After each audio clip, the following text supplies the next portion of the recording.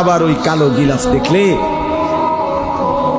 মদিনার ওই সবুজ গম্বুজ দেখলে কলিজা ঠান্ডা হয়ে যায়, চোখ সুখ পাবে, চোখের তৃপ্তি হবে, দেখার মজা মিলবে। আল্লাহ কোরআনে বলছে লিয়াশহাদু মানাফিআ লাহুম।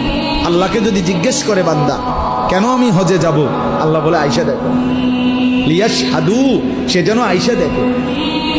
আইসো বান্দা, আসো না আমার ঘরে, আসো, আমি দেখাবো কুদরতের কি পরিমাণ নিদর্শন।